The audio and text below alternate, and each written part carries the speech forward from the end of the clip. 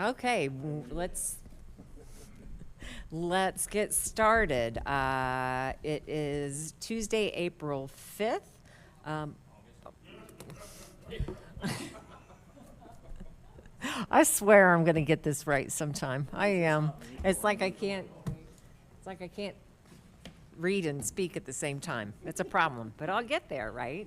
Tuesday, August 5th, 6 o'clock. Everybody's present with the exception of Brian. He is homesick, so we wish him well. We can start with the Pledge of Allegiance and the Texas Pledge.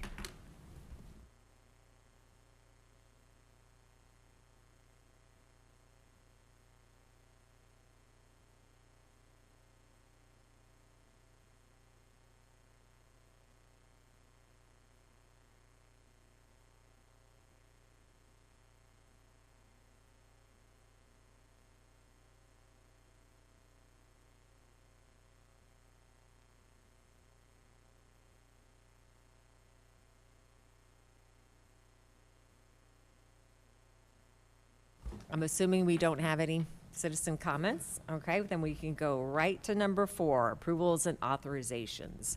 The following items are for discussion and consideration.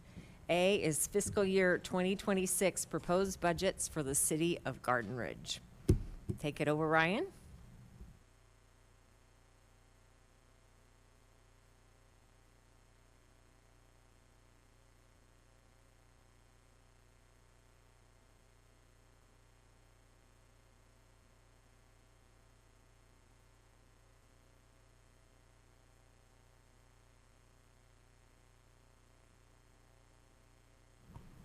Now you're good to go.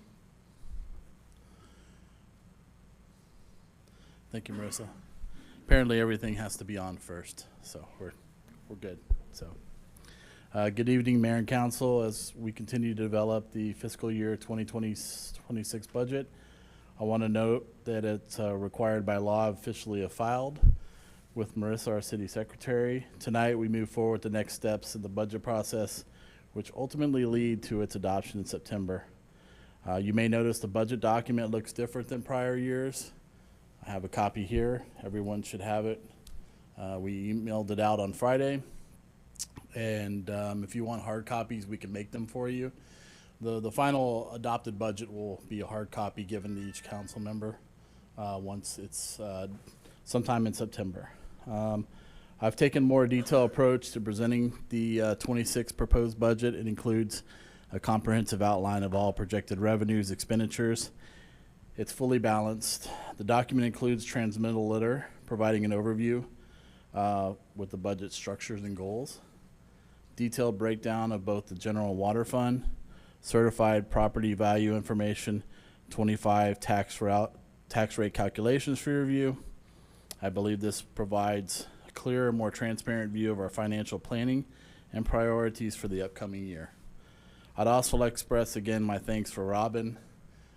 She worked majority of this budget document, so I appreciate all her input and work on that. And then I extend my thanks to Cindy because she made it look very nice.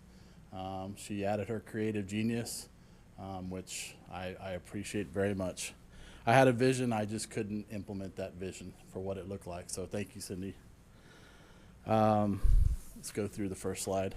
Some of the things I wanted to touch on, Council, was just kind of going through the process of what sort of the core principles of this budget that serves as a policy document, a financial plan, operations guide, and a communication tool for the city. It's a critical resource that aligns our priorities with available resources. The resource allocation, it establishes the foundation of how our resources will be allocated, ensuring we deliver the high quality services, strategic investments, and drive continuous improvement. Incremental change and strategic continuity. Each year the budget reflects incremental changes based on current needs, builds on those previous initiatives, and sets new programmatic direction for the future. Transparency, of course, it's the tool for evaluating effectiveness of our city services, helps maintain transparency in municipal operations. And then, of course, the timing starts October 1st through September 30th. And then, of course, with staff and your help, it's a collaboration with the department's external agencies, ensuring it reflects a broad range of community needs and expert perspectives. Going through the budget, it adheres to the core principles. It's a balanced budget. We're maintaining a fund balance equal to 10 months of operating cost. This provides a strong financial cushion for unforeseen circumstances. Reasonable revenue projections based on historical data. It's conservative and realistic expenditure planning. And then we have adequate funding for employee salaries, benefits, which includes the 3% cost of living.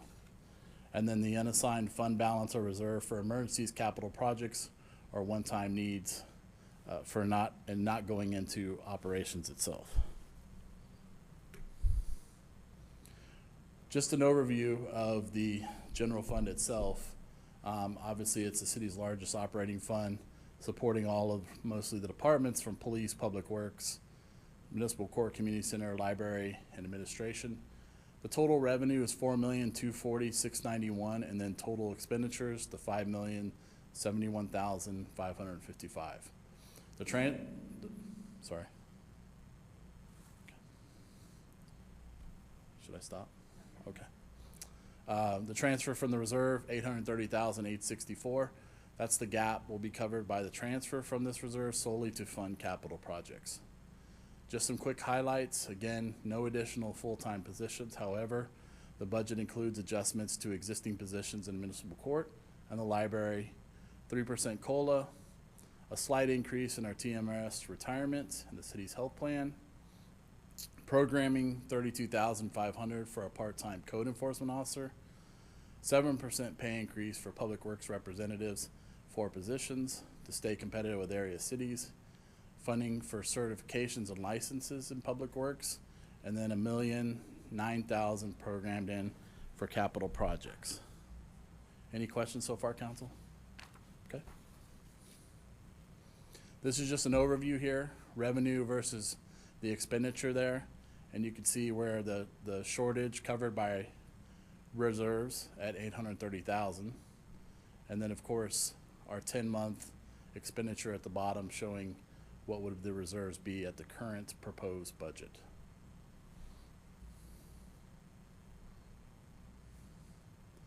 Capital expenditures, as I mentioned, $1,009,000. This is for the capital expenditures, equipment. Of course, as we talked about it last time with the request from the departments, going through for the new police unit, the trail project at Paul Davis Park, the lawnmower, the skid steer, the boom lift, all of those covered under capital expenditures, and then the loan to water fund for the Vista Ridge Interconnect project. The water fund is balanced, total revenue and expenditures at $3,155,100. This ensures the water operations remain self-sustaining without relying on other funds. Staffing changes and funding adjustments in the water fund are consistent with the general fund, promoting equity across the departments. Here, 7% increase for utility operators, 3 positions, in order again to stay competitive with other cities. The water fund includes important infrastructure investments, $43,000 for renovating the former Public Works building to be the new Water Utilities Department headquarters, and then $240,000 for the ground storage tank rehabilitation project. Any questions? Okay. Here again is an overview, revenue versus expenditures, showing a zero balanced, and then the 6 months for the reserve.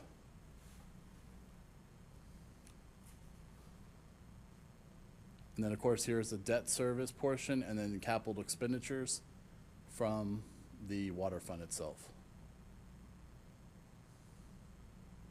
This is just an interest of seeking. I showed this last time to show our debt model here with the ending fund balance of $96,368. And again, as we'll talk about in our tax rate implications, how we pay down portions of debt, which is now impacted our total tax rate which we'll go through a discussion tonight and tomorrow night.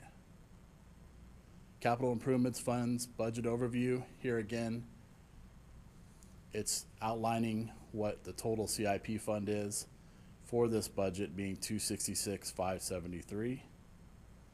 And again, as I mentioned last meeting, that once we start with the street classification study and we start putting together the street maintenance plan, we will start utilizing some of those funds towards our streets.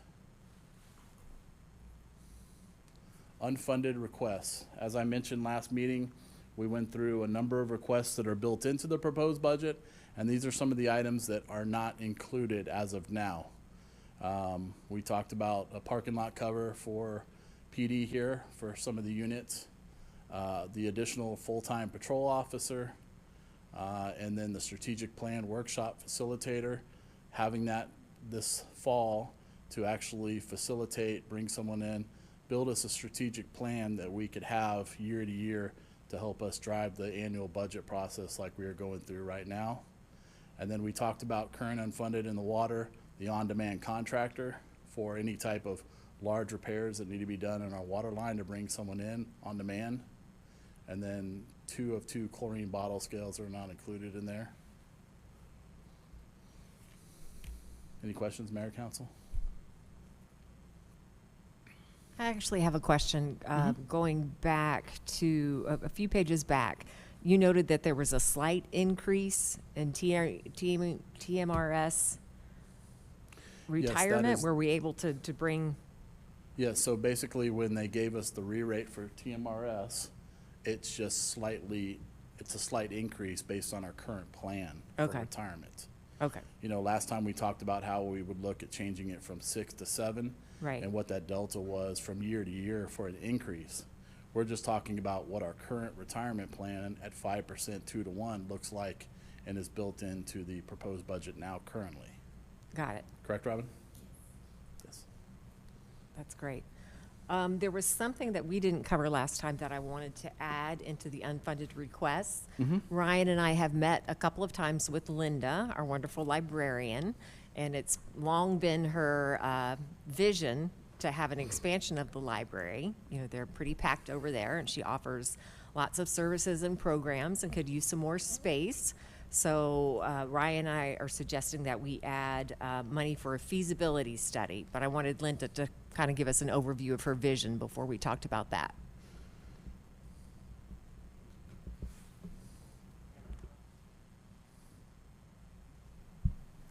Well, my vision is, okay, I would have been better prepared. We want it to be, we need more space. Our children are cramped in there. We're very limited in what we can do. My vision is to have something functioning like a senior citizens center where people can come, they can enjoy various activities. We also need a meeting room. We've had, we have requests every month. Do you have a meeting room? And we have nothing, not even, we say, well, we have a corner you can go sit in. There's a table back there. We are limited in what we can do, just even putting books out. So we're really needing that space. And Wendy and I are two very creative overachievers. We come up with so many ideas, and we've made do with a lot of things for very little money. But we feel like it's time for us to spread our wings a little bit, and we would be so grateful for the city to back that. What else can I answer? I think, Mayor and Council, what we've looked at is sort of some renderings of what it could look like if we expanded the building to provide additional square footage for program services and items for the library itself. So looking at that, I think we have to start with what does that look like if we were to add to that building structurally, engineering, architecturally, and getting someone in just to look at the feasibility if the building can be expanded, how far you can expand it, and then what that cost might be. Because ultimately that's going to be the start to how we would fund any type of additions to that building for library services. I think ultimately it would be more of a private sort of partnership to raise money, campaign type, for some type of project like that.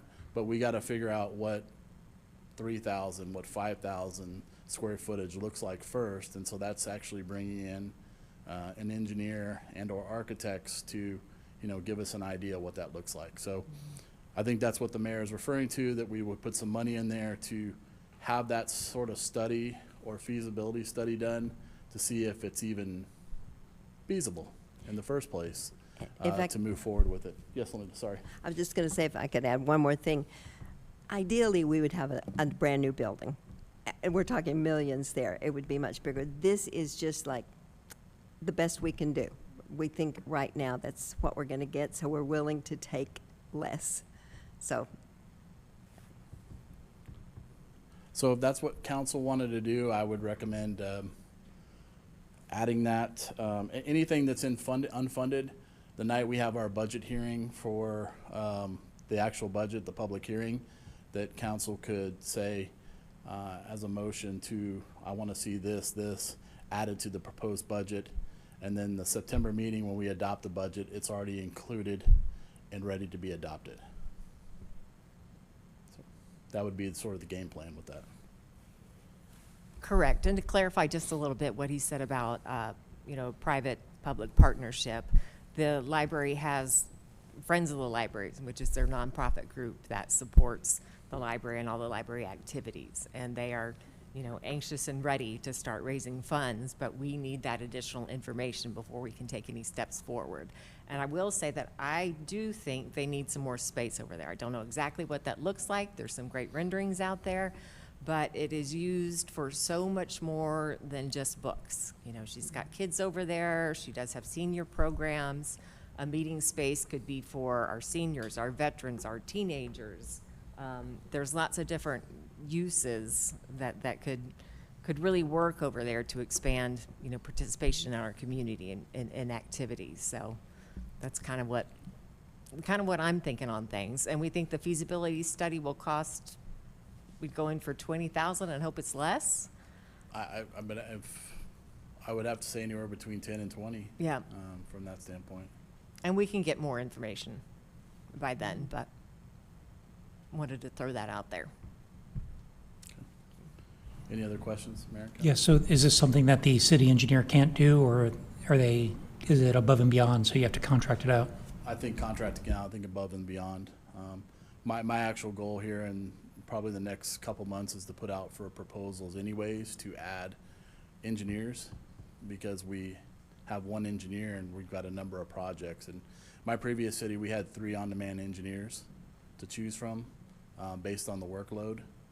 And particularly when we went through similar process, they actually were able to sub out through their firm to like an architectural or an engineer related to structural to do the proposal and provide it through via the engineer that we had on demand. So yes, I would say having to go out is more than likely for those services. So. Got to understand all that. So is there also going to be another budget addition to the budget for those extra contract engineers that you're talking about? Is that going to pop up for 26 also? Well, that would be, so we've already kind of added, if you look at the line item there, and we added more money to that engineering already. But Got it. again, So that's what that was? Yeah. Okay. So, but the idea is that we have multiple engineers on demand who are different in certain areas. Like one I would like to bring on because they're sort of specific to water. Yeah, I understand. I'm just wondering if everything you're talking about was included in this budget proposal, if there's going to be amendment. Okay, no, right now it does include. Okay. We added to the line item, so yes. Thank you. Okay. I guess since we're talking about things to add, let's have a little chat about this extra full-time police patrol officer. And part of what's driving me to bring this up is we just had an officer resign. I don't know how public that is yet, Chief, but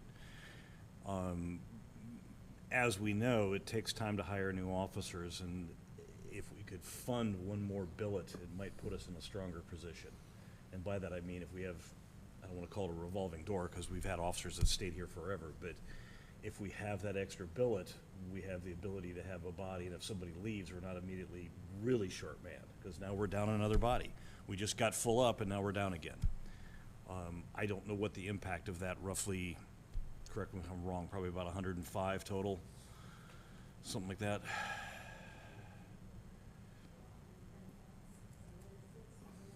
Yeah, with benefits, yeah, I was looking at it here, 85 plus the pay benefits and all that kind of stuff, so 105.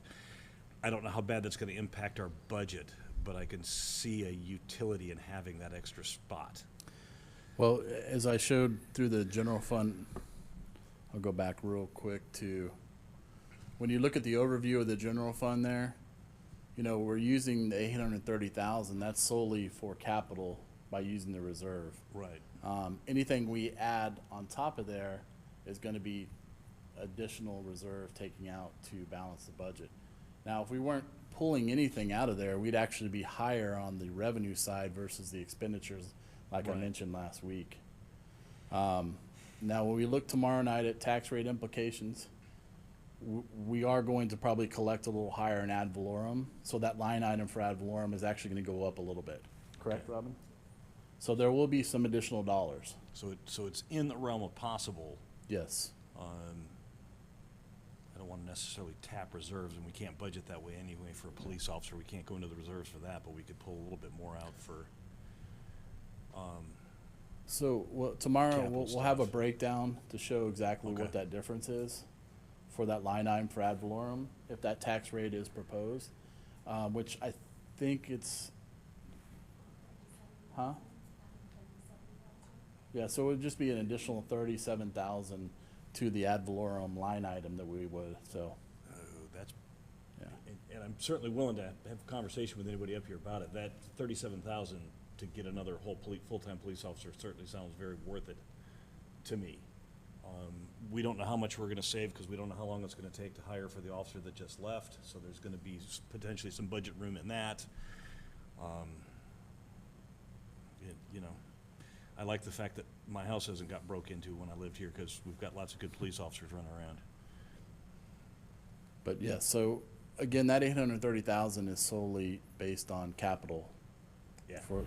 so, So can I ask a quick question about Yes, that? sir. Because it looked like we have capital expenditures of about 1 million or so, and we're Yeah. pulling 830 out of the reserve, so it seems like there's a little bit of budget room, perhaps. yes. And I guess, again, once we decide tomorrow night what we're proposing as a tax rate, and y'all confirm that, that'll change the ad valorem collection to add to how much more we're gonna collect at that point. Because additionally, as we'll go through it in a little more detail to show that we're actually going down on the property tax rate by staying on the voter approval. So it's actually going to be a sort of a $20 savings to the homeowners, right? And since we paid off the debt from last year, the INS shrunk and the M&O went up, so we're able to pull a little bit more ad valorem collection. So we're in a good spot in the property tax standpoint, but we'll cover all that. I gave everybody up here, this is y'all's homework to kind of look at that before tomorrow night, because we'll have another presentation on tax rate, so. But yes, it is feasible to look at adding that officer, you know. Can I ask one more question on there? I see the transfer over to the water department, and that's going to be debt that's going to have to be serviced by the water department. Is our, I forget what it was, the strategic plan for water or capital expenditure plan, is all of that getting factored into that? Has that study already started? The study's already, it's the water CIP. It's Yep. already started. So is that debt transfer factored into that CIP? Yes, for the Vista Ridge. Because that debt transfer is for the Vista Ridge project. Okay, So, yeah. and that's already factored into the CIP that they're doing? Yes, Okay, yes. great, thanks. Which I think Hank can expand on that tomorrow night. He hopes to be done with the entire plan by December, I believe. So I won't hold him to it, but if he says December, that'll be great. Any other questions here in the general fund? So, Let me go back here. So what I like to show is where, how your city 5,000,007 budget is spent, part of the breakdown. So this graphic helps visualize how every dollar is spent. And it's obviously clear and relatable breakdown showing the value residents get from each dollar in the city funding. So I like to show this so they can see where their dollar goes. So. What's that? Yeah, you got the large part of that, Chief. So, it's 35 cents well spent. So, just to go through the process, the budget calendar for the 26th, as we go through this, I like to check boxes. So going through this meeting tonight, we've checked the box here. Tomorrow night, we'll go through the tax rate. We'll go through our publishing of the notices, and then have our budget hearing and tax rate hearing, and then move towards adoption on September 3rd. So the night when we do the budget hearing on August 25th, that would be the direction by council. There's got to be some type of action done. So that's where you could say, I want to add this or this at this amount. So I bring back this final document for you that says ready for adoption on September 3rd. Questions or comments? Just a big thank you. This is a great budget. I know y'all all worked hard on it. Thank you, Cindy and Ryan and Robin. It's a vast improvement on past budgets as far as information provided and transparency. So thank you so much for that. And then as we work, the next on the agenda, I think it's just receive. Right. B is 2025, no new revenue, voter approval, and de minimis tax rate calculations. So this is what Robin has placed in front of you. It's the sort of illustration that breaks down the tax rates there. We'll put it on the screen. I've included the certified values and the property tax calculations, but this is the breakdown of the proposal. So this is what I wanted y'all to see tonight, so we can get into more in-depth discussion about what actual tax rate, that we are proposing the voter approval for the 246430 for this current proposed budget. You don't need a public hearing by law, but we will have a public hearing for transparency reasons. And we'll go through all the implications tomorrow night, but I wanted y'all to have this to see the comparison, to show, last year and then what this year's looks like as well. So there is a slight decrease in the property tax rate, say from last year, from voter approval to this year, and then there will be an additional dollars that we'll be able to collect from an ad valorem, like Robin said. There'll be an additional 37,000 and change coming in. So, Robin, anything you want to add to this? We have a unique situation this year in that we've paid off some bonds. And so I was very eager to see what this was going to do to our rates this year. And I feel like it's going to be kind of a win-win for residents and for the city in that our debt rate has dropped. And we are able to adopt a voter approval rate and get our 3.5% M&O increase. It's just a unique situation this year in that the no new revenue rate is higher than our voter approval rate for the first time. And having several discussions with Kristen, and she even got she's a trainer now. She was an appraiser for many, many years, the expert on the subject, Connie Rose, who does the truth in taxation seminars and workshops, to look at our specific situation and recrunch numbers, and everything is correct from the worksheet. It's just it's a unique situation for our city for the first time. And so it's kind of exciting to me, honestly. It's a little bit of a win-win in that we can adopt a voter approval rate technically without a public hearing, because it is lower than our no new revenue rate. But yes, we can talk about it more tomorrow night as well. So there's no correlation because there's a new city manager either. So this is just the way the numbers rolled out. So I'll just say that. But from the standpoint of tomorrow night, Robin has prepared a presentation. We'll go through that, just a few slides that talks about what the tax rate looks like, the comparison of each tax rate, and then of course what we're proposing and what we'll need you all, mayor and council, to do tomorrow night to move this forward to propose a tax rate and call for the public hearing. So I wanted to make sure you had this tonight, so you can see that, look over a comparison, and be ready to discuss that tomorrow night. So I guess at this point, if you have any questions, we can cover the tax rate tomorrow night. If there's anything else on the budget, please let me know, staff know as well from that standpoint. But I appreciate your time. Thank you. Thank you. Any questions, council? Any discussion? We'll get, like you said, we'll get deeper into this tomorrow. So, okay, then on to number 5, citizen comment period. Do we have any citizens that'd like to make a comment? You come up to the mic, I'm sorry, could you come up to the microphone, please, and state your name?